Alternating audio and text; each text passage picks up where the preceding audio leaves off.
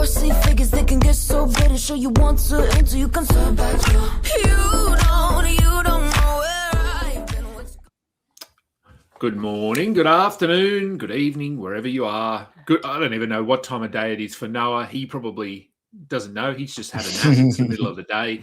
But here we are doing another live Q&A show. Welcome to Stuff It, a fantasy basketball podcast. Brought to you as always by FanDuel, part of the Old Man Squad and part of the Believe Network. Noah, how are things? How's the week been? The week, I think it's Tuesday. Yeah, the week has been good. The sleep schedule is so just different that it's like, but it's great. It's can't complain. No, not looking forward to an 11 p.m. Eastern time start tonight for the Blazers Warriors game, but this is where we are. Yeah, that's a late one for you. What's 11? Yeah, so that's 3 p.m. for me. So yeah, it's still okay. I'll probably be awake. Already got some questions. Let's dive into these. I had to sort of guess the title because I obviously I don't know what people are going to ask, but I woke up to the Anthony Davis news that he is potentially going to have surgery, which ends his regular season. And then he came out and posted some cryptic thing about don't believe what you read. And so I don't know what's going on. But let's get into this question first from Andy Cruz. Who are some of our buy low players? Now, we actually cheated on this one and did about 30 seconds research before we got on air, just so that we had a couple of players for you. And I like Keyshawn George was one that you came up with. I do think he is. He's been really bad. We had to scroll way, way down, outside the top 300. 344th ranked player in 9-cat leagues over the last 2 weeks. I still think he's a firm hold. But if he might not only be a buy low, he might have been dropped. So if you want to go and target him, I think he's a really nice one. I think his role is very locked in for the Wizards, so nothing is really changing. Other names that you had on that list? Yeah, I was actually just looking through a few more that we didn't even talk about before. Now I'm losing them. Jalen Tyson has been rough the last 2 weeks, 226 on Basketball Monster. I mentioned to you, which I think it was kind of up in the air, Nick Claxton has been kind of rough recently, mostly just because his free throws are worse than usual, so his value's a little lower, but he's been awesome for most of the season. Another one that I was just looking at, Bam Adebayo, 187 over the last 2 weeks. It's been a really rough shooting stretch, so could be an interesting one there. I think that's a pretty decent list. I mean, it gives you some borderline, like maybe they're dropped type of players, and then somewhere it's like, hey, this is truly a buy low because nobody's dropping Bam Adebayo, but you might be able to get him for a good value. Yeah, and we did mention as well Stephon Castle, who's been really bad. Now, I guess what's his upside? He probably was playing above himself to start the season, but yeah, he's been really bad over the last couple of weeks. Again, outside the top 300, so he might be another one because his role, I think, is fairly secure on a team that has aspirations to clearly be in the playoffs and that sort of thing. So, all right, let's move through these. Try and get through most of them today. Given the bad news for Anthony Davis, are Najee Marshall and Daniel Gafford must roster players in a 10-team league? I'll go and say Daniel Gafford might not be, given just his limitations, the fact that these ankle injury just doesn't seem to be going anywhere. Najee Marshall, I think he's closer than Daniel Gafford. So I would have Najee Marshall over Gafford. Is Najee a must roster in a 10-team league? I'd say borderline. Yeah, I think 10-team is where it gets to where it's borderline for Najee. I think 12-team, I'd call him a must roster. Yeah. 10-team, it's like, maybe. But Gafford, yeah, he was a guy I was a little hesitant on when the injury first happened for Anthony Davis, and actually when previous injuries have happened for Anthony Davis this season, where it's like, we know what he can do when he gets given the opportunity, but that hasn't happened consistently. And he's also been injured a good bit this year. And then sometimes he's played and just hasn't been super productive. So, yeah, I wouldn't consider Daniel Gafford a must roster player. No, I don't think so. Would we drop Huff, Cam Spencer, or Collin Murray-Boyles to add either of those players? I wouldn't drop any of them to add Gafford. I think we've sort of made that relatively clear. Would I drop any of those to add Najee Marshall? I don't think I'd be dropping Collin Murray-Boyles. I know he's been a little bit up and down. The last couple of games have been good, and we have no word on when Pirtle will be back. As for the other two, I'd consider dropping Huff. If you don't, I'd only be holding Huff if you need blocks. I know he was good yesterday, had 20 points, but that center spot in Indiana is sort of seemingly up for grabs. So I'd consider dropping Huff for Najee Marshall and Cam Spencer. I think we've seen when Ja Morant is around and healthy, his role is not a 10-team role. So I'd be okay dropping him too. Yeah, I think I've been a little bit more hesitant on Huff for most of the season, even when people were very in on him. So I have no problem dropping him, even though the last few games have been really, really good. But I think, I don't know, it's been a little inconsistent in Indiana. So Cam Spencer, he's been playing really well. And Ja Morant's status, as far as is he a Grizzly, has kind of been up in the air. Yeah. So I don't know. I think it's kind of a weird thing with injury reporting where you can just kind of get away with, I don't know, like Trae Young missed the last handful of games before getting traded. I'm not saying he wasn't hurt, but I'm saying I don't think they were rushing to bring him back. And it could be the same thing with Morant, where it's like he probably could return, but if they're actively trying to trade him, there's no reason to have him risk further injury and hurt his value. So maybe a trade coming back impacts Cam Spencer, but we can't really project what that looks like. I think definitely not Collin Murray-Boyles. Would be hesitant to drop Jay Huff or Cam Spencer. I'd probably lean Huff to drop for Najee Marshall, though. But it could depend on categories you need. Yeah, of course. Yeah, always the cop-out answer. For us, always. Is Monk a stash or an ad or a pickup or whatever? A couple of good games. The decision to even not play him was so Sacramento. I'd be adding him if he's available. They've won 2 in a row, I think 3 in a row. 2. And he's been a big part of that. So it looks like he's back in the rotation playing a sizable role. So I would be picking him up if he's available. Yeah, I think I would as well. Hopefully, because I'm looking back, he's had a couple like good games this season where they followed it up by not playing him a ton. So hopefully that's not the case. But yeah, I think he's worth adding.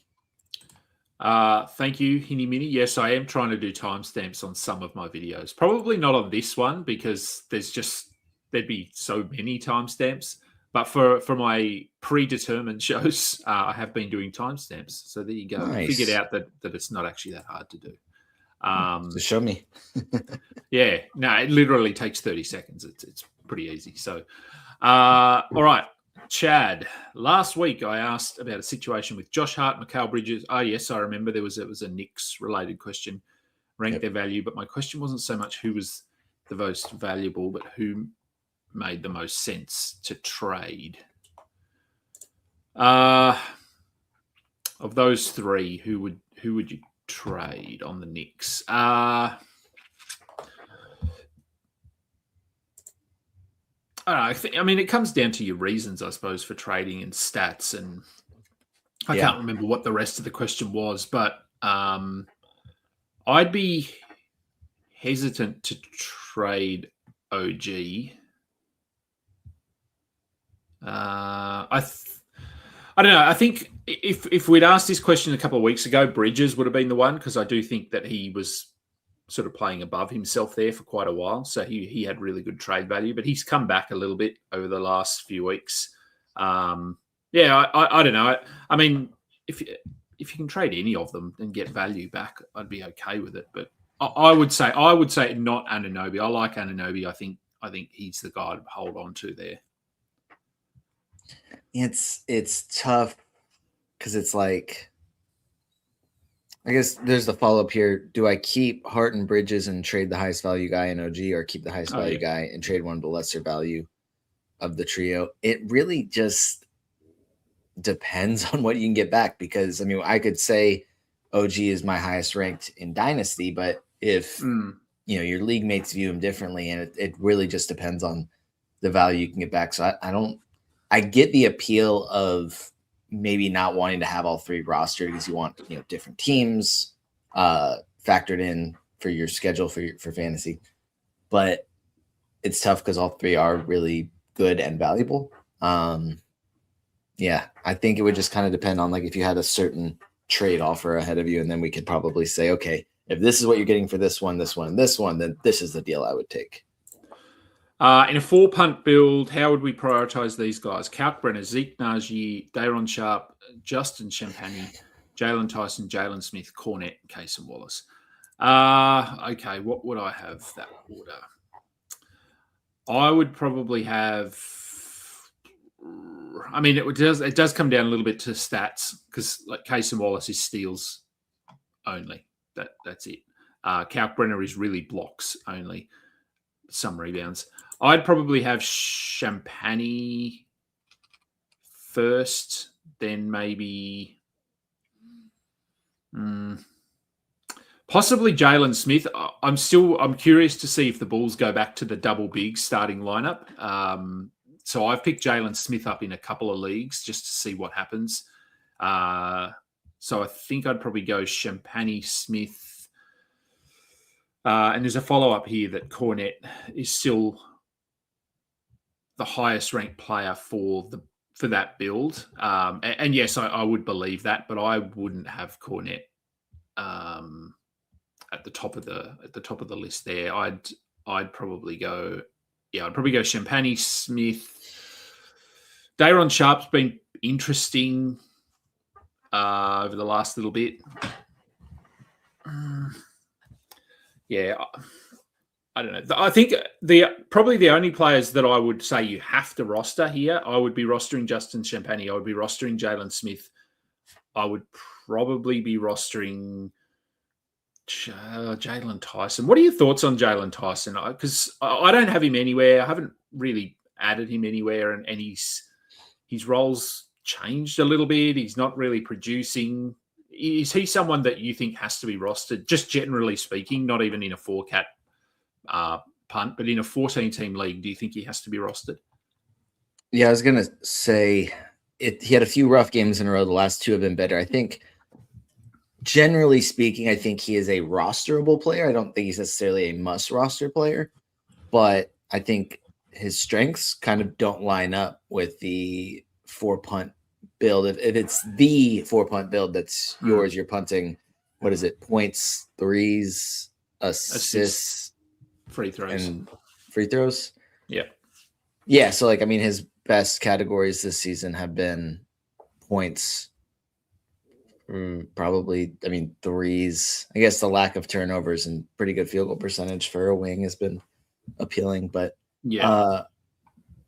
I don't know if he's like optimal for that. But what's the as I'm looking at the numbers here, what's the appeal for Champagny to you for your 4-point build? I just think he gets out of position stats, defensive stats, so he can get blocks for a sort of a guard wing eligible player. Good rebounder as well. So both he and his brother are good rebounders. Can be efficient, not always efficient. I just like if I was looking at all these players here, I think he has a path to playing 28 to 30 minutes a night at some point, where I'm not sure. Casey Wallace, yes, but he doesn't do much in his 30 minutes, as we found out. Daron Sharp would be number one if we knew. We sort of touched on Nick Claxton earlier. If we knew Claxton was going to be shut down and they were going to play Daron Sharp starter level minutes, he would be number one. But as I said to you off air, we thought that last season. We thought that the Nets would sort of, I guess for lack of a better term, they would tank and then play these young guys, but that didn't happen. Claxton basically played out the entire season. So unless he's traded, I'm not sure that they shut him down. So that's I think where I go with Champagny. All right, let's keep moving. Would we trade Miles Turner for PJ Washington? I think I would, unless I was going to say unless you need blocks, but the way that Turner's been playing, is PJ Washington as good in that category? It's 1.5 blocks per game this year for Turner to 1.4 for PJ Washington. So pretty close. I would. I think I'd be okay with doing that. Sadly, I think I would. Yeah, I think I would as well. Would we drop Jalen Tyson for Malik Monk? I think I would. Yeah, I think that's kind of you got Jalen Tyson while he was hot. Now you're trying to get Malik Monk while he's hot. So just riding the hot hand. Are we offering for Sabonis? Should we offer someone like Brandon Miller for Domantas Sabonis?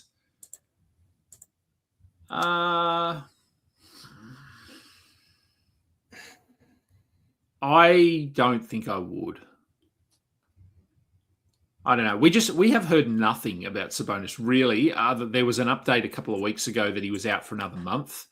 The Kings should be sellers at the trade deadline. They should be looking to move off some of these veteran pieces. We don't know if that's going to happen. And I doubt they move all of them, but I would think that Sabonis would be out there if teams are interested. So, as you said, with the Trae Young situation, they sort of kept him out of the lineup just in case. I wouldn't be surprised if the Kings are doing something similar, just holding Sabonis out until after the trade deadline. You could make an offer for him, but I don't think I'd be offering Brandon Miller. Yeah, I think that was kind of be my answer is I don't think I would offer Brandon Miller, but if you can make some sort of very low ball offer and take Sabonis and stash him if you're feeling comfortable and you're enough in your standings to do that. I don't hate that idea. Would we drop Kristaps Porzingis for Jalen Smith? I don't know if Wemby's done this, but the question is, would we consider dropping Kristaps Porzingis for Jalen Smith? Ooh. Oh, nice. I love these questions because it's like, could you imagine that being asked preseason? I would have made me really mad.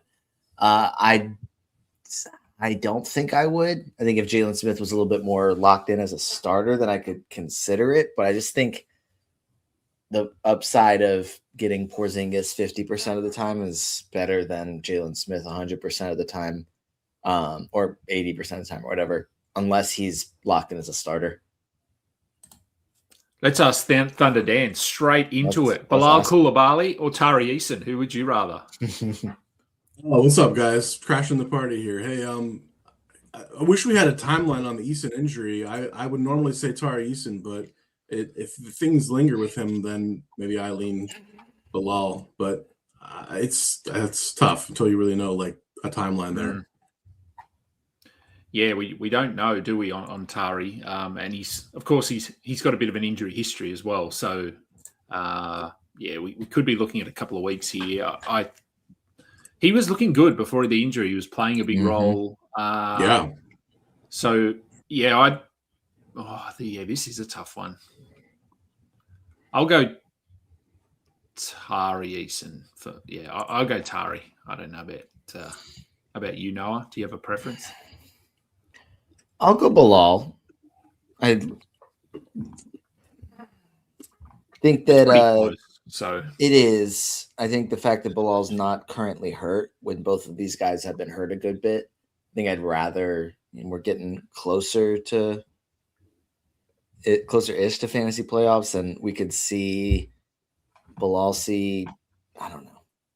I think it's really close. I'm not confident in that, but I'm going to go Bilal because he's not hurt right now. Okay, another one from Chad. We selling high on Trey Murphy. He is, so I've got the last 2 week rankings up here. He's the 7th ranked player over the last 2 weeks. So he's been really good for the Pelicans. And I guess there's a lot of uncertainty. They could trade players, they could pack it in, they could just pull him out of the rotation at some point. So are we considering trying to move off of him with a view to a reduced role or some sort of change coming post-trade deadline? And I guess what would you take from it? I don't think anyone's giving you a first rounder for Trey Murphy, so I don't think you could move him for an equivalent kind of value. But would you consider moving him for a second rounder?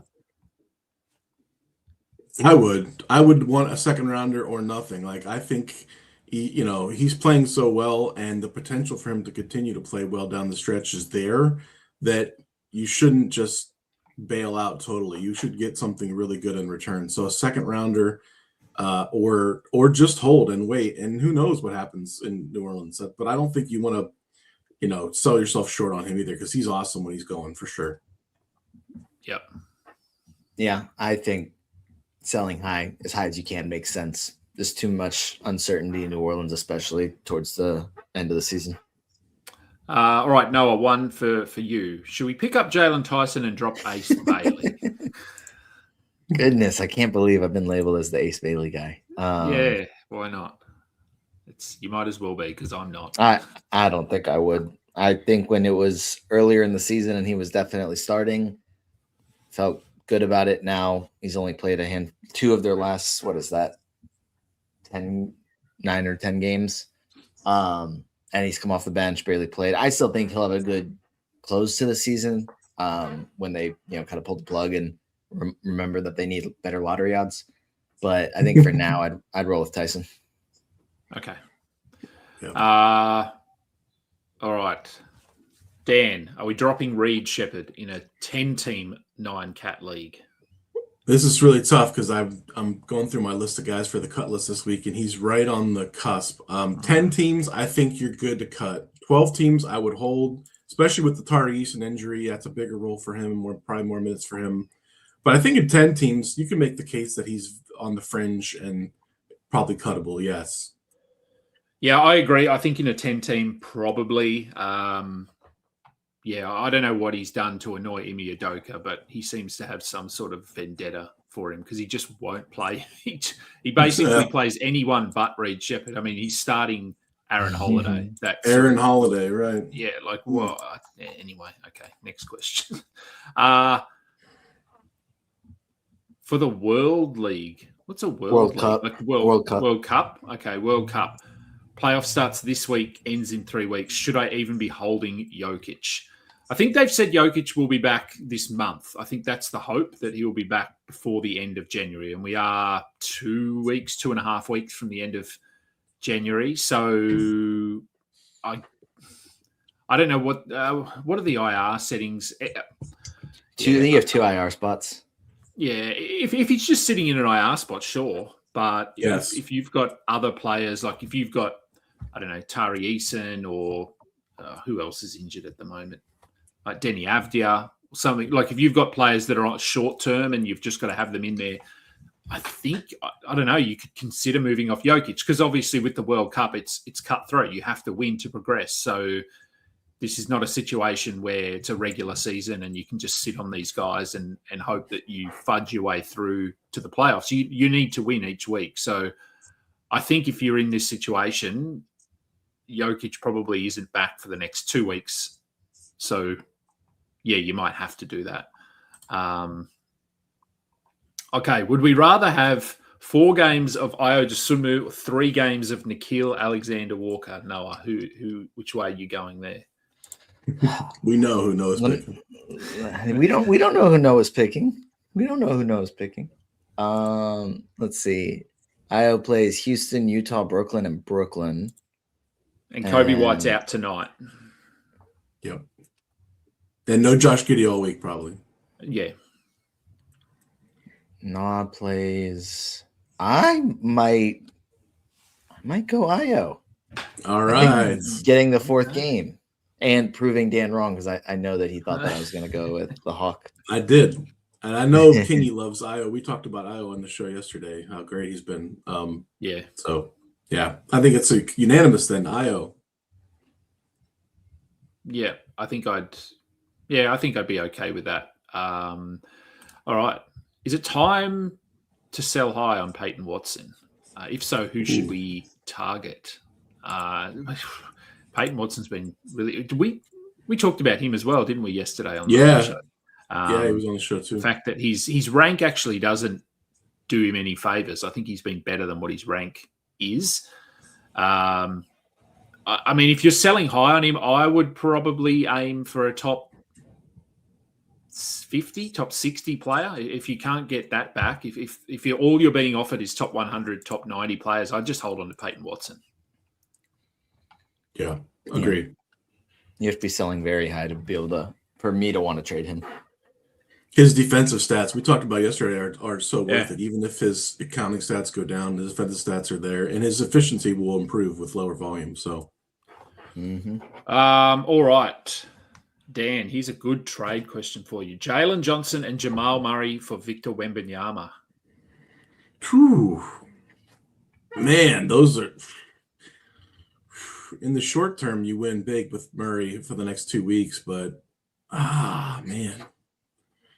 I don't know. That's tempting. That's very tempting.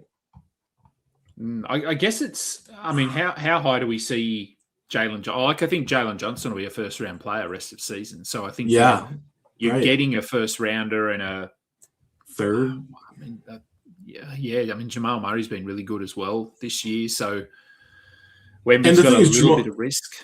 Yeah, I mean, Jamal Murray's not going to turn into nothing when Jokic is back. It's like he was playing at a third, fourth round level when Jokic was healthy, and now he's playing at a first round level. So it's tempting. I don't like to usually take the 2 and a 2-for-1, but I kind of like the Johnson Murray side. You kind of get rid of that Wemby injury risk, and I don't know if you guys consider him an injury risk, but the low minutes and if they're going to kind of limit him to high 20 minutes the rest of the season, I don't know if they're going to do that or what. Yeah. Yeah, look, I'd consider that. I still, Wemby's obviously the best player there, I think. But if you don't need blocks, then I think you could almost, like Jalen Johnson and Wemby are going to score a similar amount, roughly 25 points. They're both double-digit rebounders. They get over a steal a game. They hit sort of 2 threes each. So there's a lot of similarities in some respects there. And then you're getting Jamal Murray as well. So I would say if the blocks aren't super important to you, then I would do this, I think. Noah, are you on the other side of the fence there, or do you agree? I think that 10 teams, I think I would do this trade and get Wemby, and it would break my heart to give up Jalen Johnson, but I think you're getting the best player in the deal and in a 10 team with probably a little bit of a better waiver wire. Oh, it is 10 team. I didn't notice that. My bad. Okay, Chad, with Gafford rumored to be on the block, and just injured all the time, Moussa Cisse, what are we doing with Moussa Cisse? So yesterday when Gafford was ruled out, with stuff on Twitter that I think you should go and at least stream in Moussa Cisse. And of course, they started Dwight Powell for very Jason kid, but and played him 35 minutes and played him 35 minutes. But someone sort of jumped up on Twitter and said, "Well, this didn't end well," and because so I think someone said Moussa Cisse to the moon or something. It was a strange game. Like I wouldn't look at yesterday's game and just go, "Okay, Cisse is not going to play. They're going to play Dwight Powell," because Cisse picked up 2 fouls in 3 minutes, 3 fouls in 5 minutes. And then they of course, pulled him out of the rotation for a while, as coaches tend to do. And they went with Dwight Powell. It was a close game, so they just stuck with him. I think Cisse is still someone that you want to consider stashing, holding, because I think ideally again, common sense, you never know.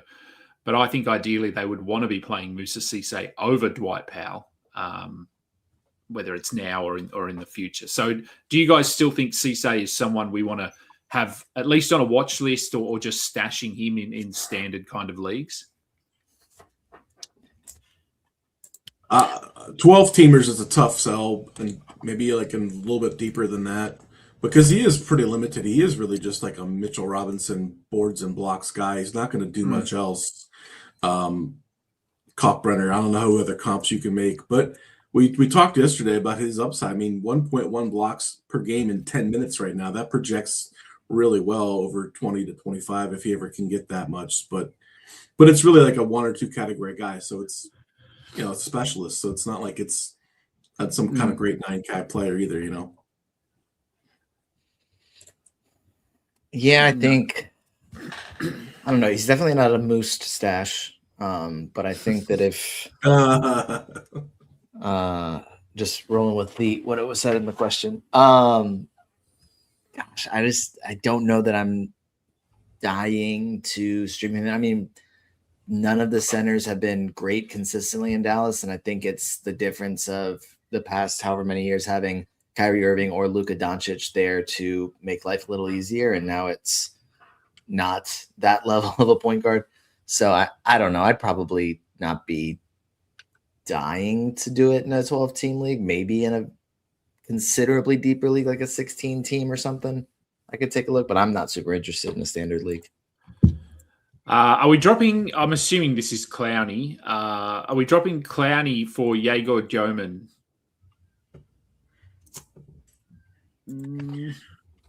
I think I'm okay with that. I just dropped Clowney in a 14-team league. That was a little bit stat dependent. I was looking for certain stats. He's not really giving them to me at the moment. So, I think I'm okay with that. Clowney is really just threes and the occasional defensive stats. He doesn't do a lot else. The points are okay. But I think Joman has more upside and he'll get more opportunity as the season moves forward. Dan, what do you think? Yeah, I mean, I kind of view them pretty equally right now, but I do think I lean towards German for the upside. I would just wish he would get more assists. Like right now, he's a point guard who's only getting like three to 4 assists a night. His 3-point shooting is coming on though, so that's a good sign. And like any rookie, he just needs more time, more confidence. Nice guy for down the stretch, I think. All right, 4-cat. Punt again. Are we trading Scotty Barnes or getting Scotty Barnes in a trade by offering Keyshawn George and Zion Williamson? Yeah, I'd be okay with that. I think. I mean, I love Keyshawn. Zion, he's a decent fit for the 4-punt build, but he's yeah. No, I think Scott, I'd be okay getting Scotty Barnes there. And what are my thoughts on Kalkbrenner? Dropped him for Jalen Smith. I think that's okay. Kalkbrenner, I mean, he's coming back from injury. He'll be better than what he's been. But like I said at the top of the show, I'm curious to see whether the Bulls go with this 2 big lineup again of Jalen Smith. And we may see it tonight with Kobe White out. They may move Jalen Smith. We don't have any indication yet, do we, as to their starting lineup? But yeah, so no, I'd be okay dropping Kalkbrenner there. Thoughts on Sadiq Bey, Noah, rest of season? He is probable tonight. I think he's been upgraded. He's missed the last few games. Bit of a surprise this season. I think injuries sort of helped him carve out a role and then he's just stuck in the rotation. So do you think he's a must roster player in 12-team leagues? There's a way of phrasing it. I think rest of the season, that qualifier makes me a little bit more pessimistic about him. I think he'll be really good for the next few weeks, but I really think he's got to be a prime candidate to be traded. Like the Pelicans have said that they're not going to trade their, Fears Queen, Zion, Trey Murphy, and someone else made that list. Herb Jones, I think. Was it Herb Jones? So I think Bay's he's played so well this year that he's got to be a prime candidate to be moved. So what does his role look like on a different team? Probably more of a contending team, and it's probably a reserve role. So I'm not really seeing the upside. So I would probably be looking to trade him if I have him. But also for the next couple of weeks when he's on the floor, he should be pretty good. Yep, I think so. Now, we talked a little bit about Malik Monk earlier, Dan. So just, I guess, your thoughts as well. 12-team 9-cat, are we adding him based on the last couple of games? I think you have to, yeah. I mean, and the Schroeder suspension is how many more games? I 2 more games? 4 more games? Oh, it was a 3-game suspension, wasn't it? Well, I don't know why I thought it was 5. 3 Sorry, games. yes. So he'd have Only one one or more. two left. Yeah, I mean, like I saw your tweet about like the Kings finally decide to play Malik Monk, maybe because they had nobody else to play, but their Yeah. obsession with Schroeder and playing him over Monk is like weird. I don't know. I don't understand it. I don't even know why they signed him in the first place. We could probably sit here and shake our heads about the Kings and all of their roster decisions for hours, but in the short term, Malik Monk, yeah. But in the long term, who knows what his role is going to be once they get Schroeder back and if they just don't like him or what. I don't understand what the deal is with him, but yeah. I'm not sure. Okay, what do we got? Are any of these players drops based on who is available? Maxime Reynaud, Reed Shepherd, Jalen Tyson, Trey Jones, and players available: Jalen Smith, Malik Monk, Day'Ron Sharpe, Caleb Love. So would you have any of those four over any of the first four? What's tough here is just the short. Are you talking short term versus long term value? Like they're all very streamable right now, and none of those first four are like must holds for the rest of the season because maybe other than Reed is the one guy that has like a projectable role, but I don't know. Let me ask you guys about Sharpe because I keep getting asked about Sharpe all the time. Can he keep doing this? Like I thought he would have turned into a pumpkin when Claxton came back, but it's been 2 or 3 games and he's still putting up nice numbers. Yeah, he's top 70 over the last 2 weeks. Just pulling up his box scores here. I mean, it's all about minutes for Day'Ron Sharpe. If his minutes are in the 20s, then he's probably a borderline hold rest of season. But there was a period there where Danny Wolf was getting a bit more run and Day'Ron Sharpe his minutes were down in the mid to low teens. And in that sort of a role, no, you can't hold him. But his minutes over the last little bit, obviously he had some starting roles or games where he started where Nick Claxton was out. But as you said, even in the last 2, he's been over 20 minutes in both of those games. Quick maths, he's averaging 11 points, 12.5 rebounds, 2 defensive stats. So I think he's okay to hold. Like I've got him in a couple of leagues, and I'll continue to hold him. And if that role drops back to 15 minutes, I'll move on. But I like Day'Ron Sharpe. I mean, Noah, is he someone you'd be holding at the moment, or do you just think this is it's going to be too unpredictable and it's easier to move on? That's probably where I'd lean. I think in your 4-punt build, maybe there's a little bit more appeal there, but in just like an average, just trying to win 9 or as many of the 9 categories as you can, I just don't know. There's just probably too much variance there for me to consider a must roster. Okay, what do we got? Let's keep going.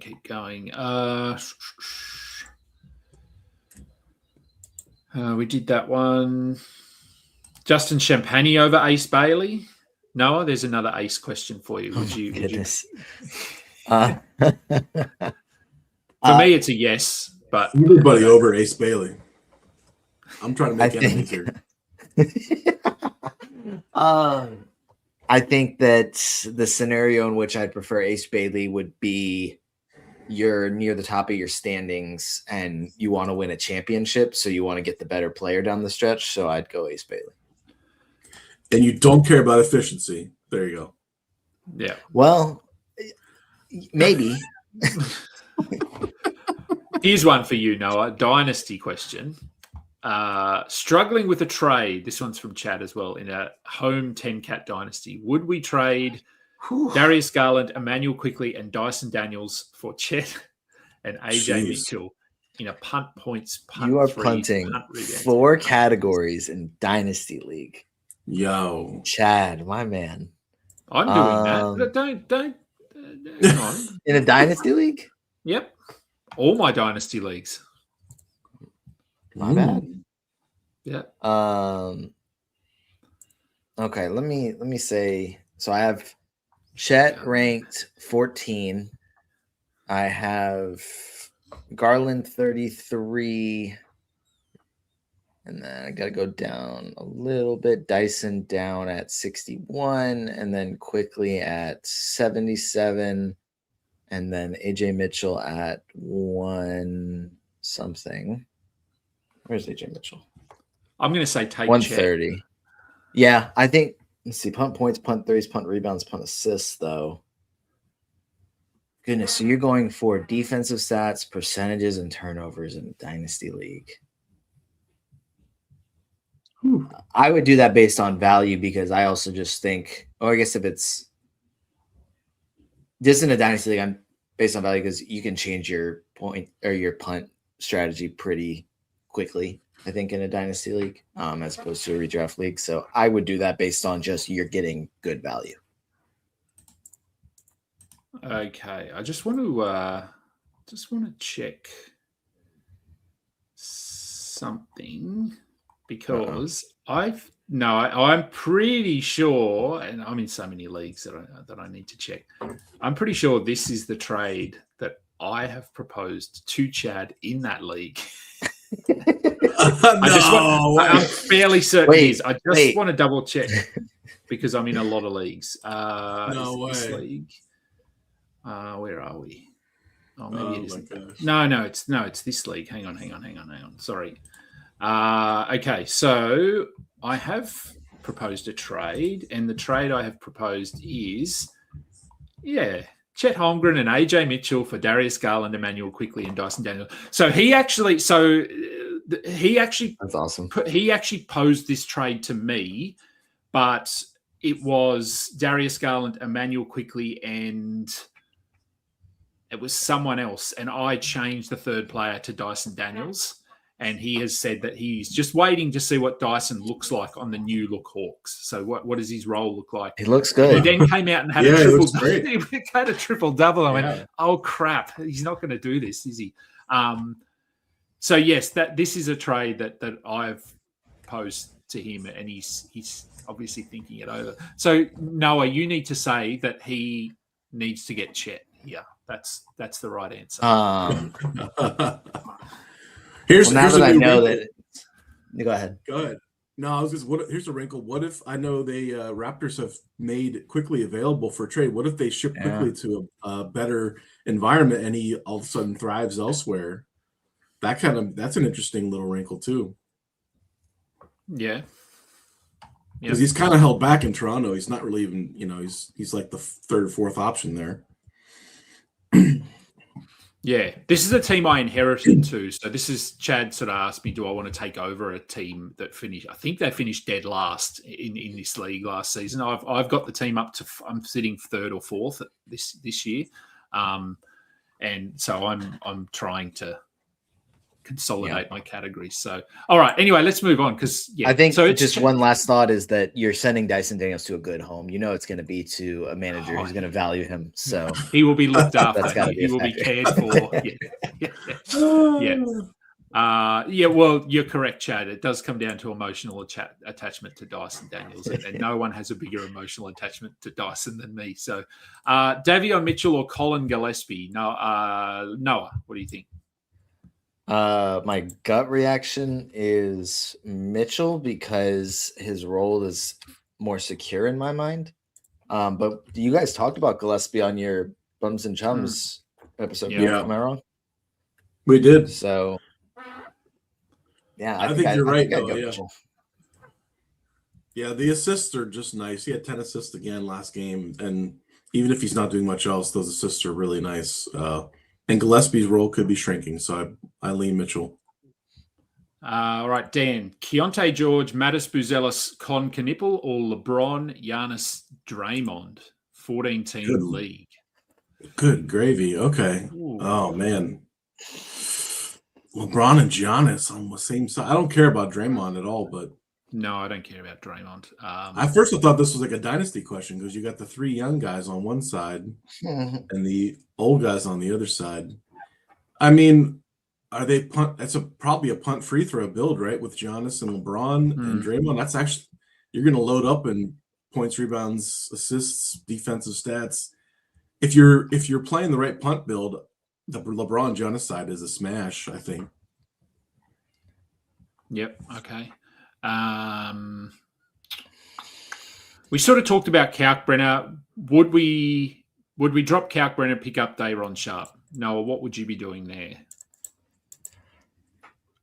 I think in that scenario, I know I said I wasn't super interested in Sharp earlier, but I think I'd rather have him than Kalkbrenner. I think it was one thing when he was the starting center, but now that Moussa Diabate is starting and playing better, and we saw Kalkbrenner's minutes really go down their last game. I think I would lean Sharp here just because of the upside and what I assume that he'll see more of an opportunity down the stretch. Fun fact, Kalkbrenner's like -17 net rating. He's like the worst guy on the team net rating. I think they're better with Diabate on the floor. He could really keep that job. Yeah, I think for Charlotte, I think it'll come down to direction. So if they're happy to lose at the end of the season, they don't care about results, they probably play Kalkbrenner. But if they want to compete and try and win games, I think Diabate will play a bit more. Hartenstein, what are we doing? He's been out for, I want to say 2 or 3 weeks with a calf strain.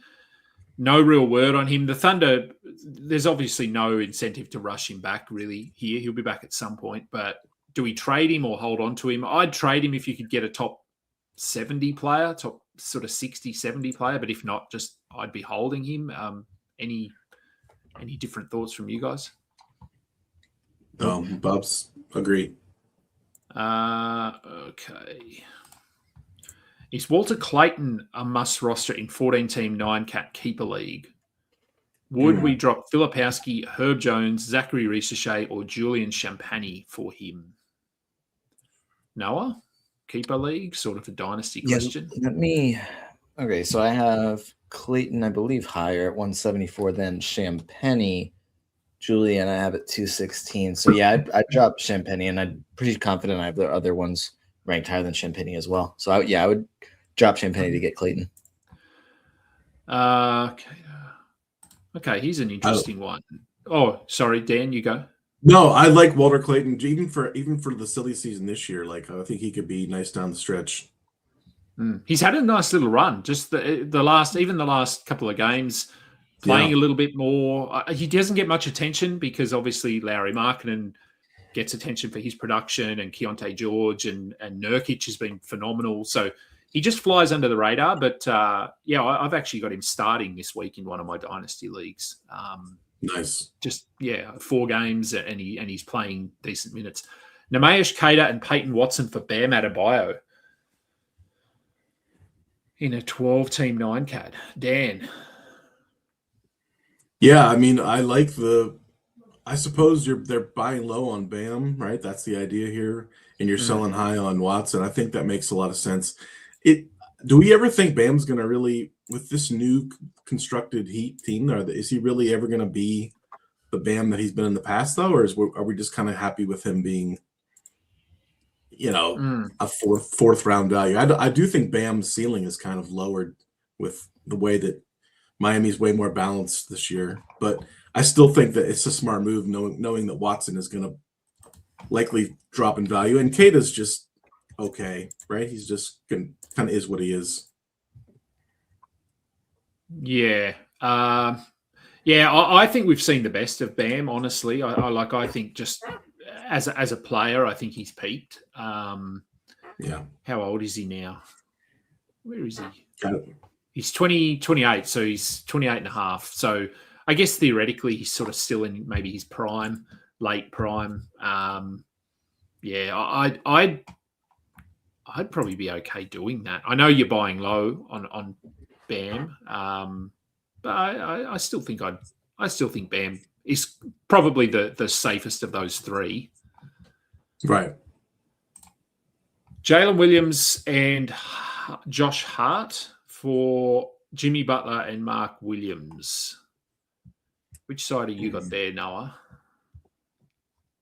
I feel like I know Jalen Williams hasn't been quite as good this year, but I feel very confident in taking that left side and getting Jalen Williams and Josh Hart. I'd much prefer that. And if the question is it fair? I almost want to say no, just because I feel that strongly about the left side being a better package. Certainly the less injured package, right? And less injury risk with getting rid of Jimmy and Williams. Yeah. Hinny Peyton Watson over Anthony Black. long term? I don't think so. So you'd go Black? It all depends on your categories too. If we're talking, do you value the defensive stats versus more of the offensive stats? But I think Anthony Black's role is pretty secure in Orlando, and that Peyton Watson's is pretty up in the air with once Denver gets healthy. Different thoughts, Noah? I think I prefer Black. I just think that Peyton Watson has stepped up with all the injuries, but they're starting to get healthier. And I feel like Anthony Black, he's starting because Franz Wagner is out, but he's playing so well, and Jalen Suggs just cannot stay healthy. So I think that there's a better chance that he's still starting or is starting in March than Peyton Watson. But really, it's like both these guys are just waiting on injuries to happen to really shine. So Cam Thomas, are we holding him in 12-team leagues? Don't ask me. Ask Noah. You already know how I feel about Cam Thomas. I'll ask Noah. What are you doing? Are you dropping Cam Thomas? Well, the issue there is that I was never rostering Cam Thomas. That's probably the right answer. Yeah, I didn't draft him anywhere, I don't think. No. I feel like he is a drop, but then that explosive scoring upside is still just like, I get why you'd be hesitant, but I think based on what we've seen, yes, he's a drop. Yep. It's just, I get it because it's like he's played in 15 games this year, and he's scored a 40-point game. He had 33, a 30. Now it's been more rough recently, but yeah. I think as we get closer to the trade deadline, I feel like maybe you would hold just to see what happens. But I think moving on is okay as well. Would we rather have Gafford or Huff in a 12-team league? I think I'd rather have Huff. I'm not super high on Huff, but Gafford has just been so bad and so injured that I think I'd go Jay Huff. Would either of you go the other way? nope. No, but you need to talk to Bespers about this because Bespers has an unhealthy obsession with Gafford, and I don't get it. I don't get it. Yep. He also has an unhealthy obsession with Huff. So this is definitely a Bespers question. Yeah, good point. Yeah, all right. I'll get this one up on Twitter later. All right, let's keep moving through because we don't have long left. Would we trade Keyshawn George for Cam Spencer? I probably wouldn't personally, but again, he fits a lot of my builds. We talked about Cam Spencer earlier. I think that was before you were on here, Dan. Just the obviously, if Ja Morant is healthy, we've seen Cam Spencer drop back to a sort of 18 to 20-minute role, and he's not really rosterable. But is Ja Morant going to be traded? Like, are they holding him out, prepping for a trade, or what is the situation in Memphis here? So would you consider this trade, or would you hold Keyshawn? I'd rather have the Keyshawn side. Here's the issue: even if Ja Morant is dealt, Cam Spencer's eventually going to have to deal with Scottie Pippen and Ty Jerome, right? At some point, right? Those guys are coming back, or what? Potentially. Yeah. Yeah. Right. That's my only issue with is Cam. If they're just giving the keys to Cam Spencer and saying this is your team now, that's fine. But I don't know that that's really the plan. I don't think I do that. Would we drop Jay Huff for Monk? Don't really need blocks. If you don't need blocks, yes. Yeah. I would do that. Agreed. Man, a lot of Kalkbrenner and Dayron Sharp questions in here, which I feel like we've already answered. Trey Jones, are we holding on to him in a 10-team league? We talked about him at length yesterday as well, Dan. The fact that he's been pretty disappointing since Giddey went down. No, 10-team, but 18-man roster, so it's more like a 12-team league. Yeah. Would we hold Trey Jones? I would be, I think, until Giddey is back, only because I do think he has that assists upside. And I feel like steals have got to come at some point, don't they? He's had no steals for a few games in a row, but he's better than that. So I do feel like there'll be a point. But once Giddy is back, you can move on, of course. Agree.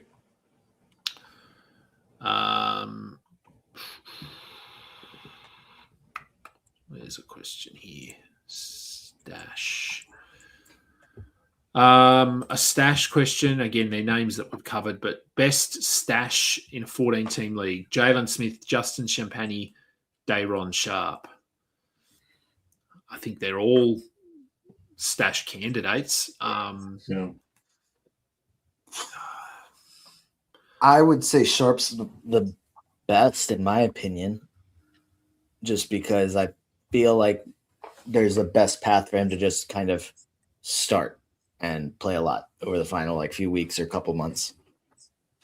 Yeah, and every year we try to talk ourselves into the Bulls trading Vooch, but I just don't know if they're ever going to. So yeah, because they can make the play-in tournament this year, and then they can win there, and then they can get hot, and this could be their year. Okay. No, they could be. You never know unless you try. That's right. That's right. Always trying.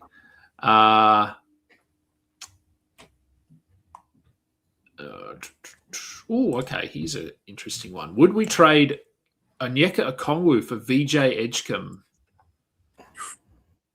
Very different players. So I guess the cop-out answer comes down to what stats do you need? But just in terms of value, I think I'd rather Okongwu.